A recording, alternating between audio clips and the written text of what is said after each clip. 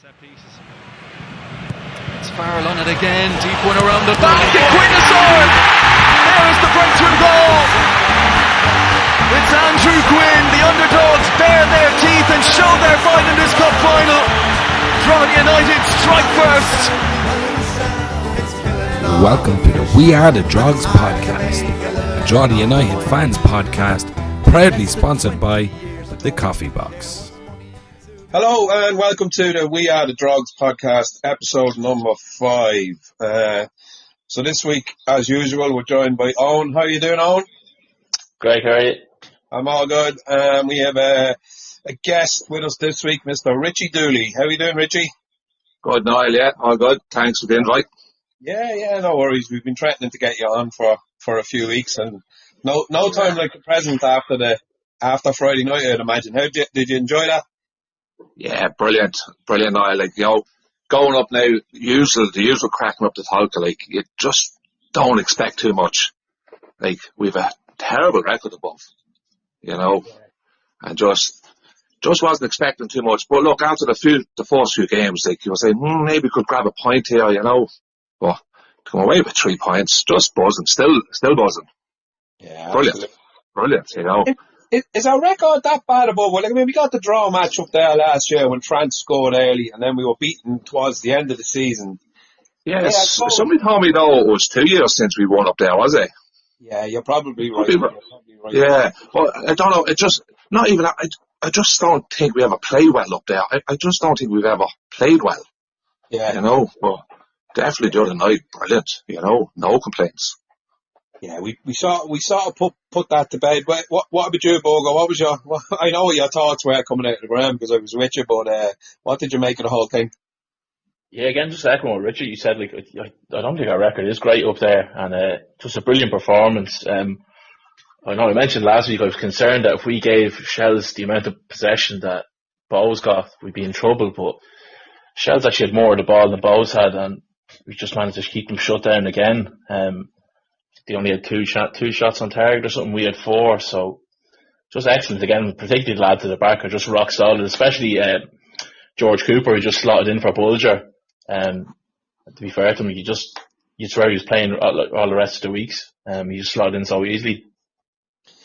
Yeah, look, I mean, the fact that Shells had so much of the ball is obviously going to be talked about again. It's the same against Bows, but like, you know, this kind of thing is starting to wreck my head as well. There was a few good commentators. I think it was Keith Tracy on the RTE podcast and Richie Towell. I only listened to it earlier on. Both said, look, you know, possession is possession. You know, if you don't do anything with it, it just doesn't mean jack shit. Like, and as you said, we had 4 shots on target and they had 2. But look, I'm not going to go too far down the line for what's coming, but just as far as the Shells game goes, we're just set up so well. And as you said, we can take Bulger out of the sort of back 3, back 5, and then replace him with Cooper, who hasn't got a lot of minutes. And he was just, you know, you wouldn't even know we'd had to make that kind of change. The lads at the back were just absolutely superb again. Yeah, brilliant. Yeah, and like, even on the Cooper there. Do you remember, was it the Galway game he come on? Did he come on the last couple of minutes against Galway at home? Like, he was so over beside us, but as soon as he came onto the pitch, he was backing out orders, he was talking, like real captain's role. Like, I noticed that straight away on him. I said, this lad, he's not coming in shy or like money new here. He was coming in backing orders to Ryan Brennan and everything. You know, it was great. Just real talker. Where did he come from, lads? Is it Mansfield? Yeah, Mansfield, I think. Yeah. And what kind of age is he? Don't know. I think he's like 22 or 3, maybe. Is he that young? Yeah. I just googled it there. Yeah, he's 22. Yeah. Just gone 22 in October. So yeah, he's. But like he looks a real leader on the pitch to me now. You know, it's great. Yeah, I mean, Bogo, does it say there what kind of experience he's had? Has he played a lot of games? And what even league are Mansfield in? I know nothing about that kind of lower league English football. Mansfield are League One, but he's only played a couple of times for them. He's been out on loan. He played a lot of games. For injuries, Bogo? I don't know. He's played a lot on loan with Kettering Town. That was 2021. They're a lot lower league. They are the Southern League, so that's a few divisions down. Like, but he's not really. He's only 2 games with Mansfield, so he's not a whole lot of decent level experience. Yeah. Well, that was some start for the lad coming in, and that was his first 90 minutes for us, and he looked seriously assured. And I won't name names, but one of the Drogs players was talking to somebody during the week, because you know Drogs like you can't do anything without everyone knowing. But apparently they said that they thought he was just unbelievable in training, and he looks like one of the best defenders at the club, or the best defender at the club. Was what was Do you know what? Funny enough, I was talking to a lad during the week and I heard that as well. And you're on about his first touch is nearly his next pass. He's not that type of player. He doesn't think about it. He said, yeah, I heard that now, and during the week, this lad is good now in training as well. Very impressive. That's unreal. And had anyone any idea what happened, Bulger? Why was he a little injury? Or? Didn't hear anything. No, didn't hear anything either. Yeah, I'd say he was looking at the game and saying, shit. Keeper's playing well. Do you reckon? Yeah, but look, that's professional football for you now, isn't it? It's competition for places, you know. Yeah, it's funny just to drop Bulger out of nowhere. He didn't put a foot wrong, really. Yeah, I'd say he was injured. The fact that he wasn't on the bench either, so I'd imagine it was an injury or something else. Yeah, and I think Doherty's very loyal, isn't he? Doherty wouldn't just drop you now. He'd be fairly loyal to the lads and that. Yeah, I think sometimes he's loyal to a fault. Yeah, he'd be too loyal, yeah, absolutely. Do you know what I mean? He had, over the years, he's had a tendency to throw in certain players when they might not have been having a great game. But look, that's one of the things I was going to get onto, isn't it? It just feels amazing to have, even though we have a lot of injuries at the minute, but we still have a bit of depth there. I know we had kids on the bench and we did bring on a young lad, and we'll talk about him in a while, but, you know, when we do get the lads back in, it's a proper bench, and we haven't had that for a long time. No, definitely not. No, and to think, well, missed our 2 strongest players from last year. Well, 2 of them, you know, for them, now your man Owen Lamb, I thought, slotted in really well. He really has. Really, really well. It's felt like we were over at Tote now for the pre-season game against Longford, and he looked decent, you know, it was typical pre-season. I said, I think at least should be okay, but looking at him now, he's fairly solid there how he is, you know. Yeah, me and Bogo have been saying that for the last couple of weeks, and even in the pub afterwards, there's a few people saying it, that, you know, when Elisha does come back, he doesn't walk back into that position. There's no way, because if Lamb keeps going as he is, you can't just drop a player like that. Yeah, and absolutely. And if the team are not conceding and they're winning and they're still doing well, he's not going to change a winning team.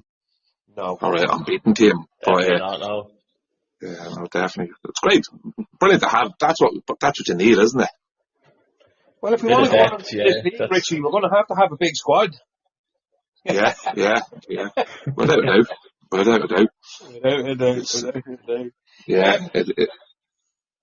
What are we thinking, Boger, as far as our midfielders, Farrell, Markey and Ryan? How do you think the lads gone on? I actually thought Shane Farrell, by his standards, a fairly poor game on Friday. Yes. A couple of misplaced passes and that. Probably nearly cost us once or twice. But Markey and Brandon were brilliant again. But I just thought it's probably a little bit harsh on Farrell, but just he wasn't as good as he has been. Look, he was taken off then, and Heaney came on. So I think Heaney's been doing well when he's come on as well. It probably helps that he kind of knows the crack. He's here so long, he knows what Kev expects of him, so it's a big plus having him on the bench. Yeah, definitely. What do you reckon on the midfield, Richie? Yeah, definitely just what Bob said. I thought Shane was poor, alright, but in fairness, it was probably his first poor game, was it, for us? He's been 7, 8 out of 10 most games for us. You know, he was poor now. I had the young lad beside me there, and I thought the young lad was going to kill him at one stage, you know. Will you relax? Calm down. He keeps giving the ball away. I said, I know he's having a bad night, but yeah, no, look, definitely too. But Brendan and Matt, the difference with Darren Mackey now already with full-time football. I know. It's unreal. Big difference. And I don't even think he's feeling the effect of full-time football yet. So it's only after a couple of months. So Imagine what it'd be like in 6 months, 12 months. Yeah. Like, I just see, like, I know Darrell's always, he's strong with the ball and he's not afraid to stuck in, but he's giving lads shoulders off the ball, he's winning balls back at ease, and yeah, brilliant. And look, Ryan's Ryan, isn't he? Like, you know what you get from Ryan. Yeah, you do. He's we would call him like Mr. Dependable. He's unbelievable. Do you know what I was thinking though about Farrell? That's actually his first league start against Shels since he left Shels. Because he had an agreement, obviously last year with Duffo that he wouldn't play in the remaining 2 league games. Obviously, so he played in the President's Cup, but everyone was really, really poor in that. I said I wouldn't mention that bloody game again, and I've just gone and done it. But but that was his first league start since he left that club, and obviously he has a big history there with Shelbourne, with Duffo and all that. So maybe they got into his head a little bit. But I didn't hear Shels fans abusing him or anything like that. They still kind of have a lot of time for the chat. But yeah, you know what? Just on that point now, like my young lad noticed that when they played the President's Cup and we took Shane Farrell off, Shels gave him a round of applause. Yes, yeah. Well, Friday night gone, we were winning 1-0 and he took off Shane. There was no round of applause. And in fairness now, the young lad noticed that. He goes, he didn't clap him off tonight. Yeah. Well, that was, maybe three games in the week might have had something to do with it as well. Maybe just true. The legs, possibly that as well. Yeah, and he does put in a shift, doesn't he? It's not as if he dawdles around the pitch. He puts a shift in, he does. Yeah, he runs his bollocks off, and at times he looks like even against Bows, and in the first few league games, coming towards the end of the game, you can see him blowing for air and that, because he's just that kind of player, isn't he? He is, and you know what? He nearly looks like that after 10 minutes. You'd be looking at him, but he always keeps going, and you know what you get from him. And look, you're allowed a bad game, aren't you? You're out. It's going to happen. But, as Fogo said, we did brought in Luke Dale, brilliant. So yeah, exactly. Brilliant, yeah. And if all Shane Farrell's bad games end in a 1-0 win away, you know what I mean? Happy days, lads. You can play shy all year to get them kind of results. Absolutely. Yeah, no, it was brilliant. Yeah. And I mean, Dennison again, he didn't have a massive amount to do because of the boys in front of him. Keeley again was just an absolute monster. I keep singling him out, but I just think he's played out of his skin since he's come back. And then obviously Dennison himself said it, like he said, look, I did what I had to, but I didn't have a massive amount to do, and what he had to do, he did well. I think there was 1 or 2 aimless kind of boots up the pitch that went wide, but not many. No. And he was controlling his area. Kevin took the ball when he had to, and just Mr. Reliable so far. Definitely, yeah. And you just know the ball in the box, you trust him, don't you? You know he's going to claim it, Yeah. And then this dropping into the ground with the ball every time he catches it. Yeah. That's very frustrating now. You're watching that as an opposition. He's done well not to get booked in the last couple of games for doing that, I think. Yeah. I think he got booked maybe the first game or second game of the season. He hasn't got booked since. Yeah. How long are you supposed to have when you do that? Like, how long is the ref going to give you? Your guess as good as anybody in Ireland. The rules seem to be changing all the time, don't they? Yeah. I think they're trying to bring in a rule that if it's going to be 6 seconds, and if you don't get rid of it, it's going to be a corner to the opposition. I've seen that. That's the talk of the rule, yeah. So that'd be him booked. Jesus, that'd be absolute mayhem, wouldn't it? Yeah. There'd be lads blocking them from kicking it out and everything, and they'd be standing in front of them. And, yeah. That's roaring, corner. Oh, Jesus. Yeah. But as I said, it has to be very frustrating, especially for the Shells fans looking at that and them losing 1-0, and he's dropping to the ground and he's taking the piss, and I know now it pissed me off. Conor Cairns does it as well, like when they're leading. So yeah, I think most people do. If they're smart, they'll do it. Like, of course, yeah, it's experience, isn't it? It's experience. But yeah, he saw now, as you said, Niall, his kickouts now. He was good the other night with his kickouts, but probably can be worked on, I suppose. Yeah, occasionally one or two of them have a tendency to just kind of go straight into the stand, and it's kind of annoying when you're giving possession back to the opposition, especially the way we're playing. We're playing that kind of low block, and we're not going to have a lot of the ball, and sometimes when you have the ball, Luke has a tendency to give it back to them. But look, it's just something he can work on. But to get on to Shells, what went wrong for them kind of thing? Because I know, again, look, they had loads of the ball. They had a couple of half chances here and there. Sean Boyd had a great chance, and that was the save that Dennison had to make that I was talking about. No, but there wasn't really much else he could do. Bogo, what did you make of Shells going forward? We spoke about them last week, about the threat of the two boys up front, but didn't see much of the other guy. I mean, Boyd was quite involved, but he was more mouthing out of him than much else. Really. He's a nightmare, and he's a dickhead. He was just looking for people to get booked all the time. Yeah, I thought Meepo was fairly anonymous in the game. I couldn't even remember his name now. Sorry. Meepo's his first name. Yeah, I think it's Aldebico. Would have butchered that pronunciation, but yeah, they were Shells again. Shells had the ball in midfield, which I was going to expect. Again, they just couldn't break us down.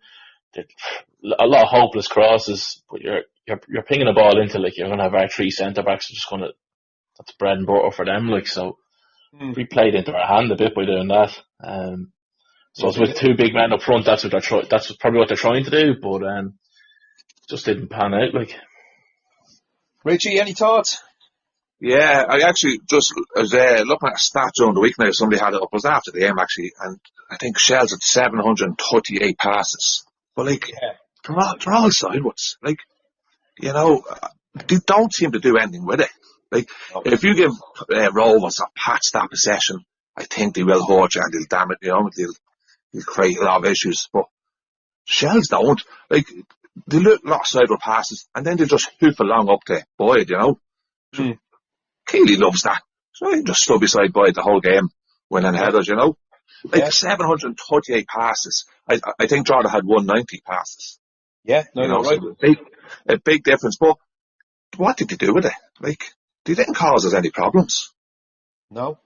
As I said, I think a Pats now would destroy you now, you know what I mean?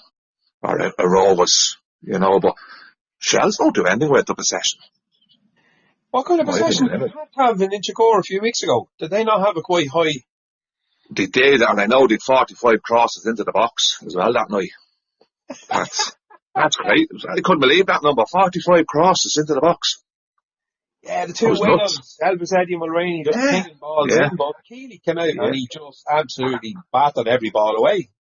But we've got centre halves who just love that, Yeah, we love defending, don't we? Love it. And that's just the bread and butter, and there's not a lot of players that's sort of running in behind us the way we're set up. You know what I mean? We just soak it up. There's no room to run in behind, So, yeah, it's working. You know what? It's actually... Yeah, no, totally. But just to say, it's actually kind of, in a way, it's kind of refreshing, because, you kind of get sick of this ticky-tacky, whatever the fuck they call that, just owning the ball and just, constantly passing it from side to side to side to side, and then no penetration, nothing to go through. And as you said, Drogheda looked like, I don't know, something from the 80s, where we were set up and we're just we love this side of the game. And there was a few commentators saying it as well. I read in one of the reports online on Saturday morning, and again, highlighting the fact that Drogheda absolutely love this side of the game, but yet we have some serious, dangerous players, and if we get you on the break, we're gonna cut you open and we're gonna score. And I mean, that's you're seriously well set up for this league.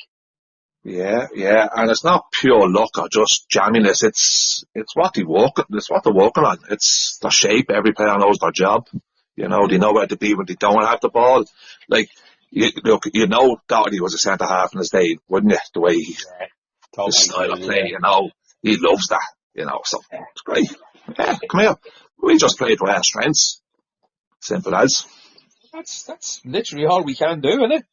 Especially when, as we said earlier, we've got three of our probably starting 11 out injured. I'm still intrigued as to the Josh Thomas injury because, you told 3 games ago it was just a little knock and there was hard to get wrong with him, and then you don't see him for 3 weeks. Yeah, and like he was celebrating at the end of the game with all the lads. So we all looking at that. He's grand. He's alright. Right. Yeah, I seen him jumping about the place after the bloody Sligo game. That's the game he's in. Yeah. Jumping up and down, going bananas, and you thought there's nothing wrong with this chap. But then you don't see him for 3 weeks. But sure, look, one of my, and I know I've been kind of raving about it for the last few weeks, is Warren Davis. But let's just talk about his goal for a minute. I mean, that was outstanding. Like he nutmegged your man and put through his legs. Yeah, and he shoved him off. He shoved Caffrey off the ball first. Yeah. Yeah, he did possess them, yeah. Yeah, I'm not sure about Tuesday, but the angle where I was over towards the Shells fans, I thought went over. So did I. And I think it was a delayed reaction by everybody. Yeah, it looked like it was floating past the post, like just going out for a goal kick. Yeah, it was that delayed reaction, but great goal. That has to be goal of the month. Oh yeah, Jesus, man. 100%. That's unbelievable technique, and there was absolutely nothing Kearns could do about that. Like, I mean, just pick that out, pal, because where we were stood was right behind the goal. I was next to you, Owen, and I seen the ball, and I was 100% convinced that ball was flying over the bar, and I was doing the usual, oh no! I got a kind of a slap on the side of the head off Big Al. We scored, you dickhead, we scored. I was convinced I had gone wide. Just a weird, the way it kind of dipped down over Kearns' head and just nestled in the top corner. It was absolutely brilliant. That was great goal. Now, in fairness, I'd say Big Al was waiting to give it a clip anyway, was he? He was trying to hit me with a few slaps for most of that evening, to be honest. It wasn't working out for him. Look, boys, so that's that put to bed. 3 points away in Tolka, as you said, for the first time in a while. They flattered to deceive, as they say. They just didn't really kind of break us down, and long may it continue. But moving on to Rovers at home, who also got their first win the other night. I shouldn't say also, that wasn't their first one, but they did get their first win the other night. They bet Pats. They come to town now on Friday. We have been a sort of thorn in their side over the last few years, especially in United Park. Yeah, definitely. Yeah. And Richie, we weren't the same team then as we are now. No. And in fairness now, to us now at home, we do play football at home. We will have a go at them Friday night. You know. We win, but definitely, right, we are still going to set up the same, and Rovers will probably have more possession than that, but at home we definitely do have a go. No problem. We'll be well up for this on Friday night. Yeah, we should be. What's your thoughts, Borger? I think we can get. Well, I'd be hoping we'd be getting some out of the game. I think Rovers are down a couple of bodies as well. Seems to be having a few players coming back, though, did they not at the minute? Yeah, but there's players coming and going, like Jack Byrne. I know he came on last night, but just a lot of them aren't fully fit or anything. They probably playing in Europe it's probably hindered them a bit at the start of the season. Yeah. They do start slow anyway. Traditionally, the last few years they haven't been great at the start of the season, so might be a good time to play them. But I think if we just keep doing what we're doing, we'll get chances against them. I think even against Shells there, Alua looked lively, a couple of great chances. He'd done all the hard work, just no power behind the shots. But he could cause them problems on Friday. Definitely, yeah. Just going back on that, I've got to mention that just he had a couple of great chances where he'd done all the work and just very, very sort of weak efforts on goal for Shells. If he can add that kind of just a bit more, I don't know, a bit more power in his shooting, or a bit more sort of, because he's really, as we said before, he's really direct. He's a terror, I'd say, for defences, like him running at you, because he's really strong. If he could just have that end product a little bit more, which hopefully he will start adding in over the course of this season. But he'd be a hell of a player if he could score some more goals. Oh, definitely, yeah. And I heard somebody as well saying he's one of the players that's getting used to full-time football. Like, Yeah. he's only like, I know, not disrespect West or anything, but he probably wouldn't have trained the same level. Drogheda would have trained the last couple of years of Premier Division teams. Yeah. And then go straight into a full-time setup. Like, I'd say he's just finding not hard to adapt to, but it's probably just going to take him time to adapt to it, I'd imagine. But he looked really good. Really impressed with him. Well, do you know when we say that? Because I've also heard, like, people in the media and that saying it about us as well, giving us time to adapt to full-time football. Did he mean, like, physically adapt to, like, the amount of training we do? Because apparently we trained more or less like a full-time team last year, except it was in the evenings. So Yeah. did he mentally adapt to it? Like, what do we mean by that? I think it is physical, because I remember years ago, myself and Morris interviewed Paul Doolan up in Mosney. I don't know why. I don't know what we were doing. Right. We were doing some charity match, but we ended up, and he was telling us about training. You're training twice a day. So you go train in the morning, have the lunch, and go training in the afternoon. Just to get the body's used to it. And I think Drogheda did a couple of double sessions this year already. So I'd say that was hard for players to get used to. Training twice a day. Yeah, no, you're right. But you know what? I'd say it's like what he did say. He felt like a proper footballer now, Olua, in his interview. He said, "This feels like you're being like a proper footballer. You're getting up out of bed in the morning, you're jumping in the car with the lads, and you're going to train, and you're going to just totally be, all-consuming football all the time. Not having to worry about going to your job or any of that stuff. It's all, and the recovery is massive, isn't it? That's what I think is the big thing. Is being able to have proper recovery. Because, like, we'd be laughing. We kind of, not laughing and not disrespecting the chap at all, but like poor old Luke last year, some incredible nights in United Park, and then he had to go and, get in his car and drive to work in Cadbury's and do a night shift. Yeah, to do a night shift. Yeah, could you imagine that? That'd be tough. Clancy used to do it as well. Clancy used to do it as well. Yeah. Oh. Used to drive a truck at night time after matches, eh? Wow, Jesus, man. Yeah. And then, even Kevin getting up at 5:30 in the morning doing the post and, It's not easy. No. And I think it was a Keeley after Monday night's game in Dalymount was interviewed. And I think it was Keeley, and he goes, look, we'll have tomorrow off, Tuesday, and then we go again Wednesday. Right. That just made it, because all of a sudden then they have Wednesday, Thursday to get set up for Friday night. Yeah. So you had the day's recovery Tuesday, didn't have to walk, didn't have to do night shifts. Then they're getting ready for Shells, and then we go and get a win. And then they were back in. No, you're absolutely 100%. They were back in Saturday then for recovery, and they had Sunday off, and then they would have been back in today training like everyone else. Yeah. Yeah. So, brilliant. It definitely has to benefit us. But as Doherty said, we're just back at the same level now as the rest of them. We haven't got ahead of them or anything. We're just catching up, Just catching up over, so. But that's great, brilliant. No, it really is. Lads, just before we'll talk a bit more about the game on Friday again, Rovers, but I just want to give a quick shout out to the coffee box man, Mr. Dahi McGann. He started his own podcast, and his first episode came out today, and it's called Having a Lovely Chat, and it's a live broadcast from the coffee box, and all professional cameras and the whole lot. So the first episode is with, what's the chap's name again? Kieran Clark. Kieran Clark, yeah. MMA. Isn't he MMA fighter? I know nothing about that stuff. He is, yeah. Yeah.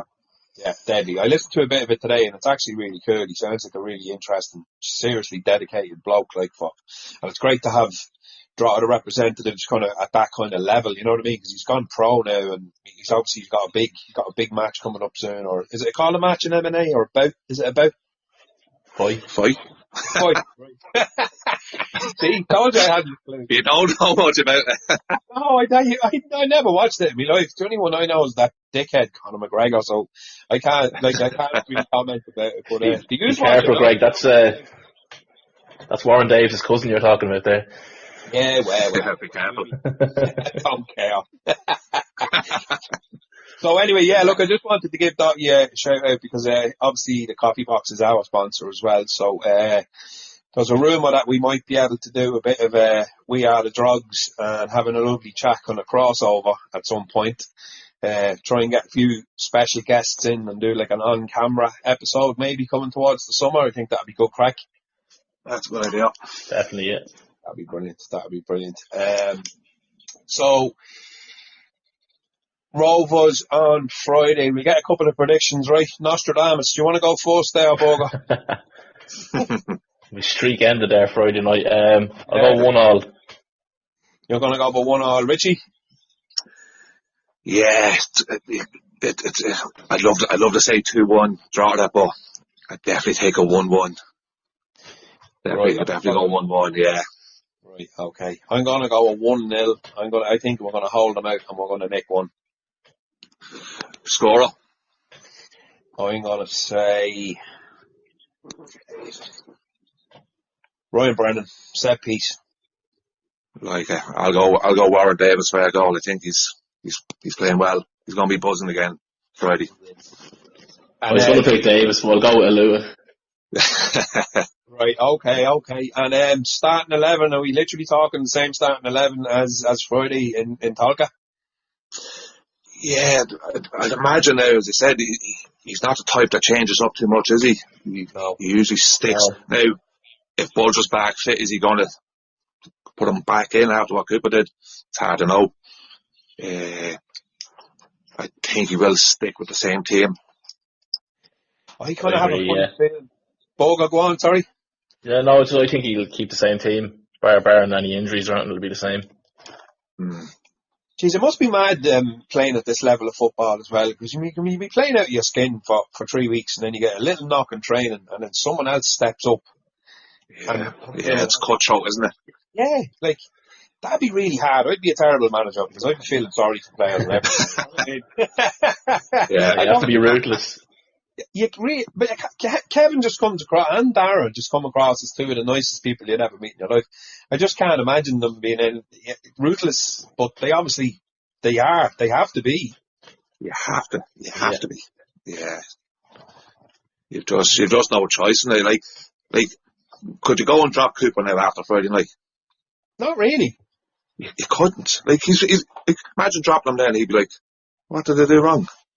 Yeah. You know, played super, like, what did I do wrong? So, yeah, and you could see then it could cause problems then. He's like, he's got his favourites and, like, you know what I mean, folks? So, no, I think he's picked the same team, yeah. Why not? I think he will. And here, lads, just while we're on the subject of that, like, why haven't we seen Aaron Harper Bailey? Why did Cooper get a game the other night instead of Aaron Harper Bailey? It's an interesting one, isn't it? Yeah, I don't know whether just Kev didn't like what he's seen in pre-season or whatever. But yeah, I thought from what I seen him, like little seen him from last year, I thought he was impressive. So same. Look, again, he's still young as well, so he could improve. Look, on pre-season though, if he didn't like what he's seen from Aaron Harper Bailey, he didn't like what he's seen from bloody everyone because we were desperate. So, yeah, absolutely. And like even on the Shells, and then Harper Bailey started against Shells in the President's Cup. He did. Yeah, and he was poor that night. Now his passing was terrible. But as you said, Niall, the whole team was terrible that night. You know, so couldn't just pick him out. There's no way you can judge a player on that kind of crap performance. That's about the third time we've mentioned that tonight now. I'm going to ban that word from here on. No more President's Cup talk. We can't talk about it. Okay. Yeah, let us hope we're in it next year though.